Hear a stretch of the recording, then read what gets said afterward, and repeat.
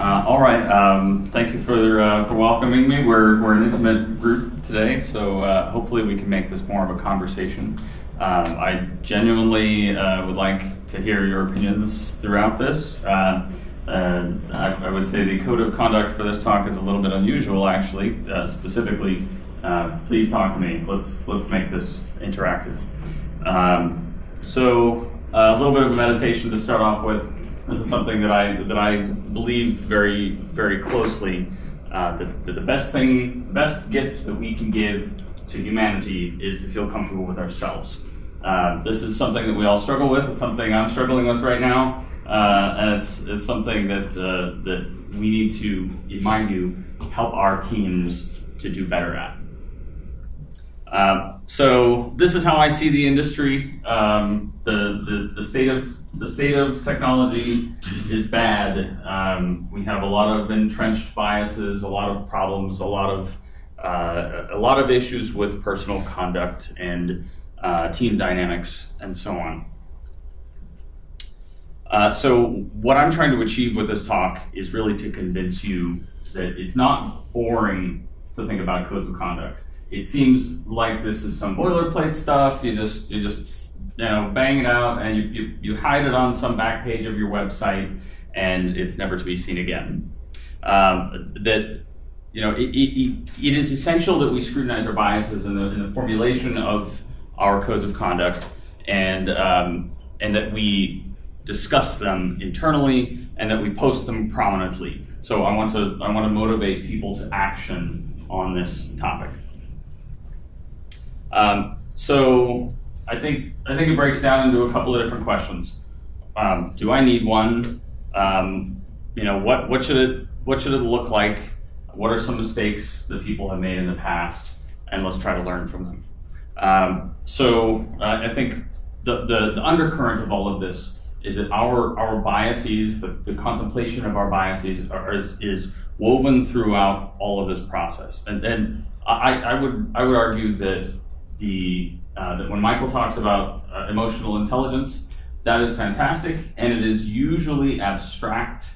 When you talk about paradigms, it is historical. It's talking about something that we have acknowledged, some mode of thinking that we currently have. It's very difficult to see the next paradigm. It's very difficult to see your own biases.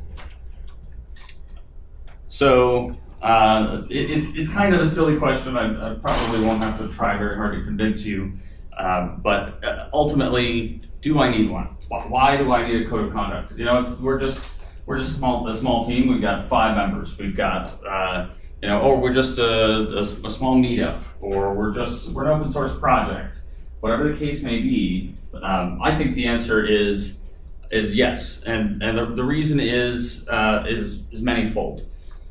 So again, it comes down to biases, really the root of it. But if you understand that we have a lot of different experiences that we're coming at this from, we have a lot of different viewpoints and values that we don't agree on, and we can all talk about the idealized society that we live in now, or whatever view of that you want to have. But the fact is, we don't agree on a lot of these things, a lot of basic things.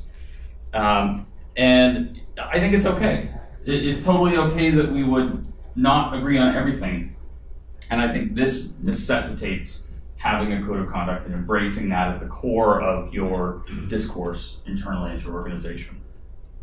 So some of the things that we can run into problems with, hurtful statements, viewpoints on what is acceptable. Well, they're just from an older time. They're from, it's some sort of quaint idea of what is socially acceptable from the standpoint of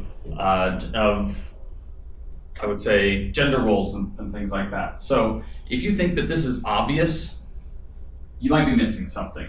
You might be looking at this from your own perspective exclusively and assuming that that's right. There may be a problem in your logic. You may have a monoculture, and trying to escape from that is, I think, the necessity and also the motivation for developing strong codes of conduct and advertising them strongly in your organizations. So I want to try to open some conversation a little bit and get some ideas. Does anybody have any feelings on gender roles? Any thoughts? Anybody think that this is a totally fine state of affairs? The fact that there are the kind of widely accepted gender roles. And is it okay? Are we in our organization okay with what those are? Do we want to? You know, and I want to clarify. There may be some organizations that I'm not a member of that are okay with certain gender roles, and I think it's really important to be analytical about that. What sort of jokiness is acceptable? What level of conversation is okay? Locker room talk. What is your standard for that? If somebody has, a tattoo, a facial piercing, or something like that, is this something that's acceptable under your code of conduct at your organization? Are you, and there are certain constraints that we have to think about.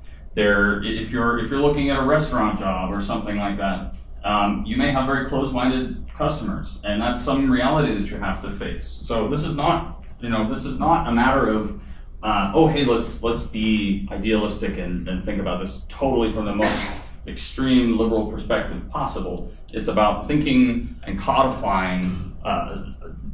and codifying what are our parameters in our organization. What kinds of encouragement are acceptable in our organization? I'll leave that, let them to speak for itself. And what manner of physical contact is acceptable? I would argue that some physical contact is probably acceptable under my own internalized value system, but that may not be okay with yours or with the value system that we want to espouse at the company or at this particular conference or what have you. So I think it breaks down to a choice or a couple of choices. So we can think about this, we're all adults here. Let's just be good citizens, and we'll leave it at that.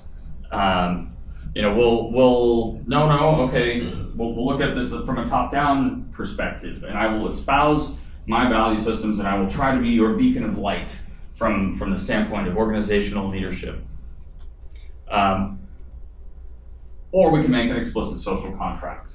We can look at this from a systematic perspective and say, these are the values that our organization holds. This is something that we want to hold up as a pillar of our culture and to discuss internally and have that be a robust conversation. So some potential drawbacks: you might not be aligned. Common sense may not be common. There's no accountability with this sort of top-down approach. It's subject to biases in enforcement. It's subject to the what is actually observed or noticed. And if somebody who's not in charge notices something, then that doesn't get there's no accountability. That doesn't get addressed. So I think that's deeply problematic. And this is a lot of organizations operate under this approximate model. So I think the reason for having an explicit contract is fairly self-evident, but again, that's common sense bias, I guess, that you don't want to have surprises. You want to have something that is clear and concise and centrally posted, and that maybe everybody doesn't agree on, but they at least agree to work under. And that's, I think, the most important part about this is with an official code of conduct, we don't have to all be of one mind. We don't have to agree with certain tenets that we hold dear in our organizations, but we at least accept them knowingly, wide-eyed. And when you have new hires coming in, you don't surprise them with some sort of social value that maybe they can't handle or struggle with. That it is truth in advertising. That this is what you get. This is what it says on the tin. So I want to take a moment switching topics for just a moment, I don't believe in common sense. I don't think it's a thing. I think there's a cult around common sense that we suffer, and it is extremely damaging because it's basically an embrace of our biases every day. That I see the world a certain way, and that is the way that you should see the world, and it's common sense. So this is very damaging. So it's subjective. It is something that we need to hash out and codify in order to be able to align on these things. I think that the explicit nature of a code of conduct is all about enabling accountability. If you don't have it as something that's prominent, as something that is short and digestible, if it's a bunch of boilerplate, if it's a bunch of legalese, you're not going to get assimilation. So I think that through systematizing, you will be able to achieve better outcomes. It is specifically about embracing the code of conduct as a material part of your culture, and I think it really just comes down to a question of efficiency.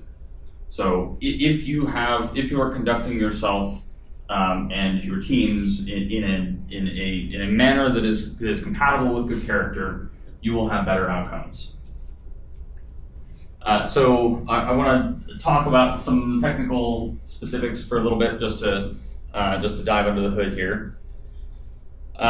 So this is the code of conduct, or some call-outs from the code of conduct from the Papers We Love organization, which is a computer science study group and repository of computer science papers that I'm particularly fond of. And I think the mission statement is pretty clear. It's good to have a mission statement. There's kind of, in this particular case, it's a federated model where they have a central organization and a bunch of chapters, so the chapters can modify their own. The one that's a little bit troublesome for me is the appeal to common sense. I don't believe in that. I don't think that it's useful. I'd be curious to get your perspectives on that. I think overall the code of conduct is pretty well written, with the notable exception of the adult don't be a jerk part. It's trite. It's obvious. And I think it's really important to have a clear reporting procedure that's public. If it's just some you have to know the special knock, or you have to know the right person to be able to report it. It has to be in the code to be able to have that reporting period, the reporting mechanism. In terms of details, there's a lot of call-outs to specific protected classes, sexual orientation, disability, physical appearance. I think it's really important, and you run the risk of that becoming a little bit boilerplate. Like, okay, let's mention all of these things, and then it just becomes yada yada yada in a lot of people's minds. But I think that's a careful balance that we have to strike, because we want to make sure that these people feel included, but we also don't want to go so overboard with details and with punitive clauses and things like this that it becomes boilerplate, that it becomes ignored. The wrestling code of conduct is much more positive, and it's much more focused on, here are the things that we should do, here are the ways that we should act. Let's be good to each other. And I think there are major differences in tones of these different documents that can help shape the cultures. Some are very punitive, and if you look at the Geek Feminism code of conduct, they actually have a kit where they have some different sample code of conduct documents that you can take and modify, and it's a mixed bag with the Geek Feminism code of conduct, because I think that they're probably one of the most advanced, most liberal reference codes of conduct that you can find and take and modify, and I encourage you to modify without any sort of attribution or royalties or anything like that. But they also tend to be a little bit more focused on the punitive side and on the kind of calling out, and they tend to be a little bit more difficult for some people to accept. Like I would call out the reverse isms clause in here, and that's something that's difficult for some people to accept, and it really just comes down to, is this something that you value in your organization? And if so, you can cause people to self-select out of that group, and if that is in fact your core value, great. That's precisely the point. So just to kind of summarize, I think it's important to have a short version of the code of conduct, something that is immediately digestible. You have to have a mission statement, in my view. It helps to kind of frame the document and frame the conversation surrounding it. Having an affirmation of good character is useful, and I think I prefer to focus on the positive rather than being punitive, rather than focusing on, here are the things that you don't do and here are the horrible things we're going to do to you if you do those things. That may work in some settings, and for an internet wiki or message board or something like that, it may well be that you need to focus on the punitive side rather than the positive. And I think that really frames the conversation. So are we looking at this from a positive sort of assertion, a safety assertion, or a distinctly anti-harassment sort of perspective? And these are all flavors of the same thing. They're all different sides of the same issue, and it's just a matter of framing and how we want to present it to the world and to our teams. In terms of which protected groups do you enumerate, or do you enumerate any? That's a tough call for the reasons I mentioned earlier, that you essentially, you either risk boilerplating it or excluding somebody inadvertently. And either way, it's a tough balance to strike. So a clear articulation of organizational values is really important to get people to understand what they're getting into, to be able to self-select out if they disagree. And I think the incident response procedure and the URL are very important, specifically because if somebody sees an incident and they see it not being responded to properly, then they can call out the appropriate people. There can be accountability for the accountability, and that is a very, very important feature in my view. The URL for full policy tends to apply to kind of abbreviated versions or press releases or things like that, where you want to give somebody a resource to be able to go and get the rest of the information. I want to talk a little bit about the forking and dongles incident at PyCon. I don't know, is anybody familiar with this incident? No? 2013 PyCon. Sounds like you might have heard of it, Dan? No? Okay. So basically, some folks made a joke talking about forking and dongles, a sexual joke. They did it kind of quietly among themselves. It wasn't out loud, but it was still audible. It wasn't shouting, but it was still audible to the people in front of them. And a woman named Anita Richards took a picture of them and tweeted it. The tweet went viral, the shit hit the fan, and then everybody got fired, basically. Or not quite everybody, but a lot of people. Well, a couple of people, I should say. And this, frankly, really sucks. It sucks for Anita, it sucks for the gentleman in this photo, and I think it comes down to a couple of problems. It's not appropriate in a conference setting, especially when it's specifically called out in their code of conduct already, to not talk about sexual imagery in public spaces. They rightly deserve to be sanctioned by the conference organizers. And the sanction that they received was pretty limited. They got a talking to by conference organizers, and that was it, and they were returned to the conference after that. The backlash, unfortunately, was much, much larger than that, owing largely to the tweet and the fact that it went viral. And so Anita got fired from her job, and one of the gentlemen from, Adria, excuse me, got fired from her job, and as did one of the gentlemen here. And there were death threats and things like that. Say again? I was saying, geez. Yeah, yeah. So, I forgot. SendGrid got a DDoS also related to this. So the shit majorly hit the fan. So the learnings that I take from this is, an eye for an eye is not a good way to go generally. The manner of handling grievances is very, very important that it be systematized and adhered to, and that, I think, comes down to it being clearly made public, and I don't think it was clear enough in the case of the PyCon Code of Conduct, how to handle this, and frankly holding everybody to account, not just the people who are perpetrating a violation of the Code of Conduct, but the people who are violating the Code of Conduct to try to hold these people accountable. And one interesting thing, I don't know if anybody's been to a lot of conferences lately, but they've started doing a thing recently where they have different lanyard colors that indicate whether it's acceptable to photograph you or not. It's kind of tangentially related to this, but it's interesting to know. And I think Adria later realized, after some of it had blown over, that maybe I could have handled this differently.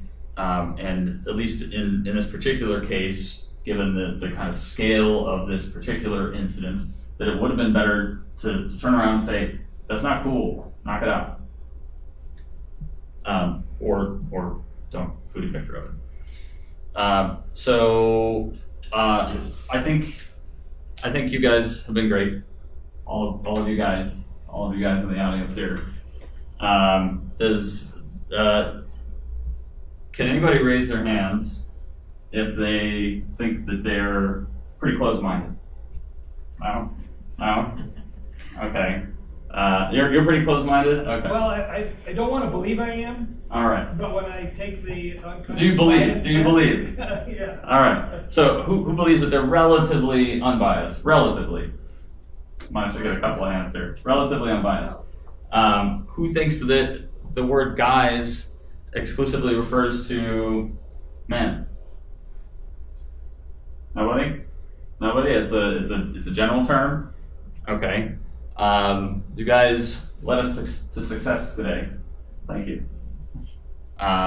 We should hire some guys. I think we should definitely hire some guys here. We need a good team of guys. That's something that we really need, is a good team of guys. Thinking about language is important, and there's a lot of subtleties to language, and there's a lot of subtle connotations that we might not be thinking about. And sometimes you can get away with saying guys, in my view, where it is not an inherently gender-biased term. It's still a little iffy. But there's sometimes when you should definitely not talk about guys.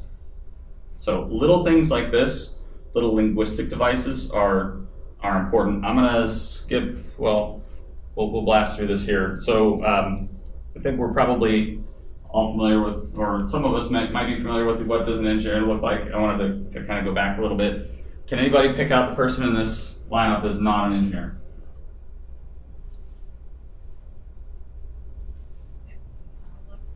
Fred Astaire. Damn it, you got it. Yeah, so we got Fred Astaire, Hedy Lamarr, and Grace Hopper. Engineers actually used to be a lot more female, interestingly. And about that is when it happened. Draw your own conclusions from this graph.